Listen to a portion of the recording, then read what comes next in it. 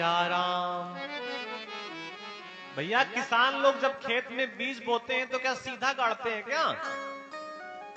वो तो ऐसे ही फेंक देते हैं। लेकिन वो बीज अनुकूल ऋतु, अनुकूल मिट्टी, अनुकूल वनस्पति, अनुकूल वायु, अनुकूल जल, इन सब को प्राप्त करने के साथ विशाल वृक्ष बन जाता है। तो ठीक उसी प्रकार जैसे आज आपने भगवान शिव को जल चढ़ाया है, हो सकता है तत्काल परिणाम ना मिले। बहुत बार तो ऐसे घटनाएं घटती हैं कि लोग कांवड़ लेकर के जाते हैं, रास्ते में दुर्घटना हो जाती है, चोट आ जाती है, लोग भगवान को दोष देने लगते हैं। हे भोलेनाथ, हम तो आपको कांवड़ चढ़ाने आ रहे थे और आपने हमें चोट पहुंचा दी। लोगों को परमात्मा के प्रति घृणा होने लगती है और कुछ लोग तो पूजन भी करना छोड़ देते हैं, भजन कीर्तन भी करना छोड़ देते हैं। लेकिन ये नहीं विचार करते कि हो सकता है बड़ी चोट आने वाली हो, लेकिन आप अच्छे भाव से परमात्मा के पास जा रहे थे तो उस बड़ी चोट को परमात्मा ने छोटी चोट में परिवर्तित कर दिया। बारिश कोई नहीं बंद कर सकता, लेकिन छतरी लेकर के अगर कोई बाहर निकले, छाता लेकर के, रेनकोट पहन करके, तो बारिश तो नहीं बंद होगी, लेकिन थोड़ा बहुत भीगते भागते आप अपना काम चला लेंगे। बारिश को नहीं रोका जा सकता। ठीक उसी प्रकार परमात्मा ने जो लिख रखा है उसे कोई मिटा नहीं सकता भगवान शिव के अलावा। लेकिन अगर शिव की शरण में है तो शिव आसानी से 100 नहीं बनने देगा आपको, ये निश्चित है, इसमें किसी प्रकार का संदेह नहीं है। बड़ी विपत्तियां आपके लिए खेल बन जाएंगी। बहुत बार लोग पूजन पाठ इसलिए बंद करवा देते हैं कि लोग कहते हैं कि हमने वो कथा करवाई और हमारे ऊपर एक लांछन लग गया कि कथा से उन्होंने लाखों कमा लिए। लोग कथा करवाना बंद कर देते हैं, ऐसे बहुत जगह सुनने को मिला। उनसे पूछो कि व्यापार में घाटा आ जाता है तो क्या व्यापार करना बंद कर देते हैं क्या? अधिक भोजन करने से पेट में विकार उत्पन्न हो जाता है तो क्या भोजन करना बंद कर देते हैं क्या? सर्दियों के मौसम में जल में स्नान करने से कभी कभी जुकाम या सर्दी लग जाती है तो क्या स्नान करना बंद कर देते हैं क्या? नहीं करते ना। गरम गरम रोटी खाने से जिह्वा कभी कभी जल जाती है तो क्या गरम रोटी खाना बंद कर देते हैं क्या? मिर्च खाने से कभी कभी उदर में दर्द होता है, हृदय में वेदना होती है तो क्या मिर्च खाना बंद कर देते हैं क्या? बाकी तो काम बंद नहीं किए, लेकिन भगवान के पूजन में भजन में कोई त्रुटि आ जाए तो सबसे आसान तरीका है कि बंद कर दो। हमारे धर्म में कितनी आसान चीजें हैं, कोई नियम नहीं है, कोई पूजन नहीं है। वो आपका लोटा तांबे का हो, पीतल का हो, चांदी का हो, मिट्टी का हो और या फिर लकड़ी का।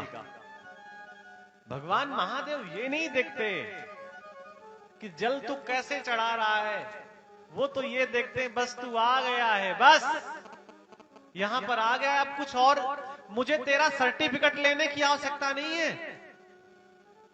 कथा के प्रारंभ में मैंने आपसे आज कहा था कि जगन्नाथ में भगवान की आंखें बड़ी बड़ी हैं, श्रीनाथ में भगवान की आंखें छोटी हैं और बद्रीनाथ में तो भगवान आंख बंद किए बैठे हैं। बद्रीनाथ में भगवान की आंखें खुली नहीं है। आंखें कैसी हैं? बोलो, बंद हैं। तो किसी भक्त ने भगवान से पूछा कि आखिर आप आंख बंद किए क्यों बैठे हैं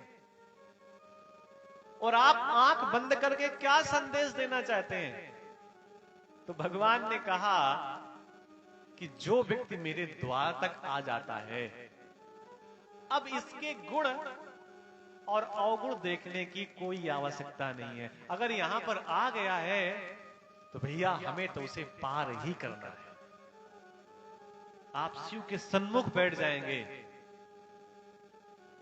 जब आप मंदिर जाते हैं तो घंटा बजाते हैं, पता है इसका मतलब क्या है? इसका मतलब है कि जो भगवान सो रहे हैं, आप घंटा बजा करके जगाने का प्रयास करते हैं कि मैं भले ही ना देख सकूं, अरे आप तो देख लो, आपको तो 15-15 नेत्र हैं।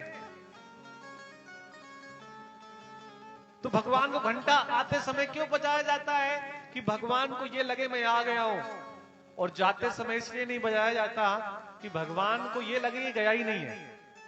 और आप घंटा बजा करके वहां से निकले, भगवान ने देखा अच्छा मेरे पास से आकर के मुझको पीठ दिखा के जा रहा है। भैया सुबह किसी से कह रहे थे, मुझे प्रसंग याद आ गया। भगवान के पास जाते हुए तो आप दिखाई दें, लेकिन भगवान को पीठ दिखा करके आए, उस समय घंटा ना बजाएं, क्योंकि भगवान को यह एहसास ही ना होने दें कि मैं तुम्हारे पास से जा रहा हूं। भगवान को लगे ये तो मेरे पास ही है। तो भैया कुछ ना कर सके तो अपने बाएं हाथ के अंगूठे में ही स्नान करते समय जल चढ़ा करके नमः शिवाय का जप कर लें, शिवाय नमः का जप कर लें, ओम नमः शिवाय का जप कर लें। जिनका जनेऊ हो गया है और जो नित्य गायत्री जप करते हैं, उन्हें ओम लगा करके नमः शिवाय कहने का शास्त्र आदेश देता है। जो गायत्री करते हैं, जिनका जनेऊ उपनयन संस्कार है, वो लोग ओम नमः शिवाय का जप कर सकते हैं। बाकी लोग नमः शिवाय, शिवाय नमः किसी प्रकार भी जप कर सकते हैं, कोई समस्या नहीं है, कोई मर्यादा नहीं है। आप जब चाहें, जिस स्थिति में चाहें, उस स्थिति में भगवान शिव का पूजन कर सकते हैं। केवड़ा छोड़ करके बाकी सारे पुष्प भगवान के ऊपर अर्पण करने की बात कही गई है। भगवान शिव में घी भी चढ़ाया जाता है। और किसी के ऊपर अगर बहुत ज्यादा कर्ज हो तो उसको अभिषेक किससे करना चाहिए? तेल से, सरसों के तेल से। घी से भी कर सकते हैं, लेकिन सरसों तेल से अभिषेक करने का विशेष महत्व बताया गया। अभिषेक अनेकों वस्तुओं से किया जाता है। जल से किया जाता है, गंगा जल से किया जाता है, दूध से किया जाता है, दही से किया जाता है, गन्ने के रस से किया जाता है, कुसा के जल से किया जाता है, तेल से किया जाता है। और भैया जब कुछ ना हो तो आंखों के पानी से भी भगवान का अभिषेक कर सकते हैं। आंखों के नेत्रों के जल से भी भगवान का अभिषेक हो सकता है। अभिषेक का मतलब स्नान कराना।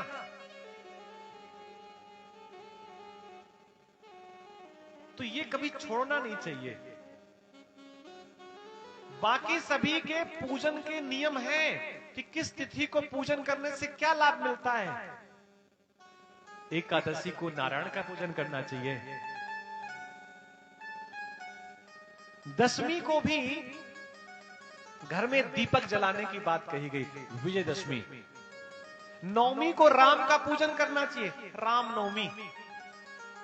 अष्टमी को कृष्ण का पूजन करने के लिए कहा गया, क्योंकि कृष्ण जन्माष्टमी। सप्तमी को दुर्गा का पूजन करने के लिए कहा गया, संतान सप्तमी। छठ को हर्षठ माता का पूजन करने के लिए कहा गया। पंचमी को नागों का पूजन करने के लिए कहा गया, नाग पंचमी। चतुर्थी को गणेश का पूजन करने के लिए कहा गया, गणेश चतुर्थी। हरितालिका दुर्गा का पूजन तृतीया तिथियों करने के लिए कहा गया, हरितालिका तीज। द्वितीया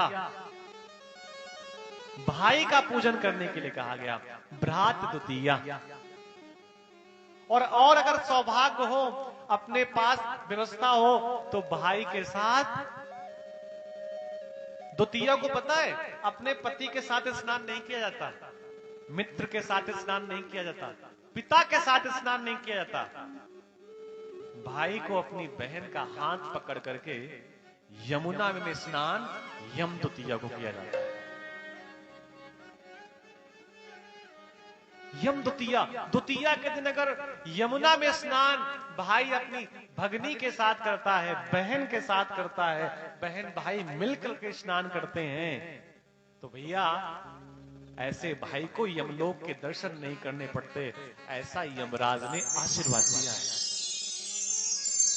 और प्रतिपदा गुड़ी पड़वा, हमारा नया साल, प्रत्येक दिन पूजन के लिए कहा गया।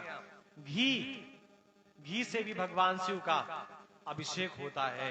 इस प्रकार चंचुला ने शिव पुराण के रूप में कथा के माध्यम से अपने पति को प्रेत योनि से परिवर्तित करके भगवान शिव का गण चंचुला ने बना दिया। विश्वेश्वर, ये हम लोग महात्म की और विश्वेश्वर संहिता की कथा सुन रहे थे। रुद्र संहिता ये अगला खंड है और इस खंड में नारद जी की कथा है।